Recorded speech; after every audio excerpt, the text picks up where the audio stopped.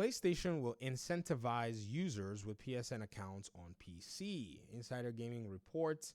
I say PlayStation, this is not news. This is not some kind of an advancement of the, customer service thing that you should be doing properly.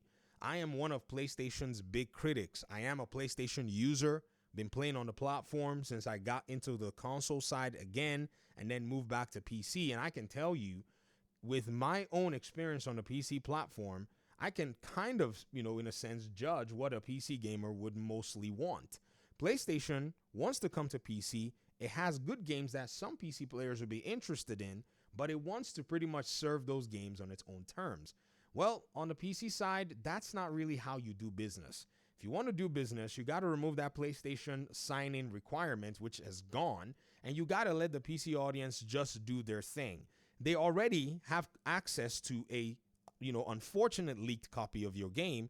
So what is a PSN account going to, in a sense, add? If anything, it reduces your sales that you can capitalize upon, because there are people who probably just want to buy a Steam version. There really are. There are people who have the first game, and because of library continuity, they want to buy the second game. But then you put a hindrance, and then now you're basically backing down from such a hindrance. Apparently, this is some kind of a big discussion, but I would say no, we shouldn't even entertain this as more than just a win for gamers. But if PlayStation truly does want to say, okay, we are taking this win and we pretty much, want to go ahead and run with it, then the next step is cross-save. This is a very big deal right now in the industry because Xbox is kicking y'all's butt with this particular paradigm. I've said before that PlayStation really needs to consider that PC store. Okay, they all hear me? They need their own PC launcher. Now I get it. Everybody is going to throw a fit. Oh, but they're going to get laughed at. Oh, but it's not going to work out for them. There's no goodwill for PlayStation on PC. I understand.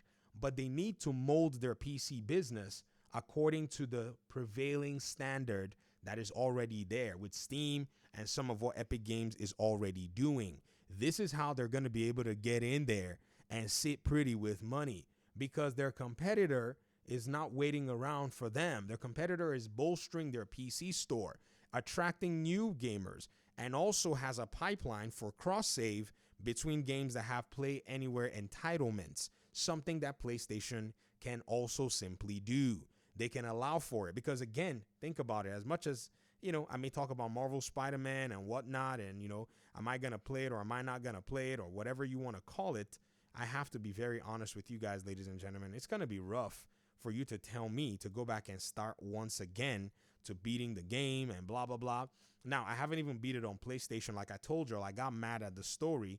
We didn't get to see some of the, stars that I was thinking we'd see, like Yuri and Silver Sable and even Black Cat in a different perspective. But that aside, shoot, what's the difference? But if I had my continuity, I would be open to buying it much easier. But guess what? No double dipping for you guys, because you guys are not giving me what I think is the value that is now the standard in the industry. Xbox has come to set that standard, that as a console manufacturer and a console platform that's getting into the PC side, that they want to serve the PC gamers as well and make sure that their continuity is all over the place. Were you to say somewhat move from an Xbox to a PC?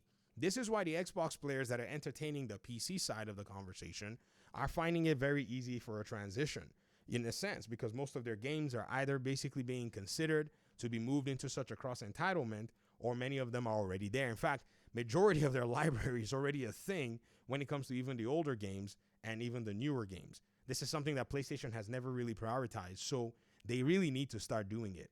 But here's the rub. Internally, as PlayStation, they need to be doing it in their own house.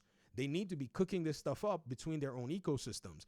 Remember, cross, entitlements for PlayStation have been somewhat weird.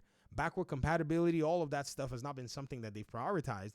So now gives them the opportunity to actually dig in and just blatantly do what Xbox has been doing for a long time. And if they can, do it better. What's wrong with being, competitive? I think these guys sat on their butts so much and thought that by the end of the PlayStation generation, Xbox was pretty much going to be the PS4 generation and the Xbox One generation. They thought Xbox was going to pretty much be out of the business, not knowing that there was some resilience and also money behind this company. And after pushing so hard and using their efforts to try to maybe push this company out of the market, they've left their own ecosystem in a very weird place. So now that they've realized that on their neck right now is the foot of Xbox's money and Microsoft's money, they got to go value proposition. I told y'all that value proposition is what comes out of this competition. Y'all were telling me that I was crazy. No, I'm not crazy. The only way you can pretty much sell your product is if your product provides a better value than your competitor or equal value than your competitor. Look at everybody that's selling 25 million units on Steam. Hogwarts Legacy.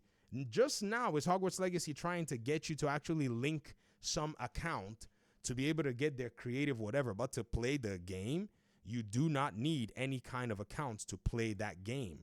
In fact, a game like Elden Ring does not require you to use a Bandai Namco account to go ahead and play their game. Black Myth Wukong does not require for you to use any kind of game science account to play their game. Pound Sand, Rockstar, don't like you. For the most part, anybody who's serious about selling you a game and pretty much having you play, especially these single player titles, they're not requiring for you to do that. Why PlayStation thinks that they are special and they would come ahead and just out of nowhere require that somebody pay for a $60 game and require a PlayStation account. They still have this thing on Ragnarok. Remove it, guys. Get your people on this madness. To me, it's quite shocking. Another game, Lego Horizon Adventures. There are Lego gamers on PC. There are people who will literally buy their children only Lego games. I raise my hand. If I wanted to buy them this game because I know they're not of age to play the Horizon games, well, what am I seeing here? They need to do what? Get a PlayStation account? How have you just hindered a sale of your own game by your own, fashion? That makes no sense to me at the end of the day. So they need to pretty much understand that structuring their business and going all in, going the full route is pretty much their only prospects right now on the external platform called PC that they're trying to pretty much go for. This is not a gift to PC players that you're not making us use a PlayStation account. This is an entitlement that should have been granted the very first day you decided to bring your games to PC.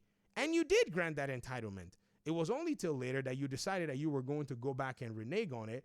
And guess what? It came and bit you in the butt. So you should not have. You should have maintained a steady, friendly attitude to PlayStation. They were already gaining trust. Have y'all seen Spider-Man Miles Morales reviews? Have you guys seen Ghost of Tsushima reviews? They are basically very to overwhelmingly positive in the way they were actually rated on PC. Yes, PlayStation may not be necessarily like, the greatest publisher to PC players.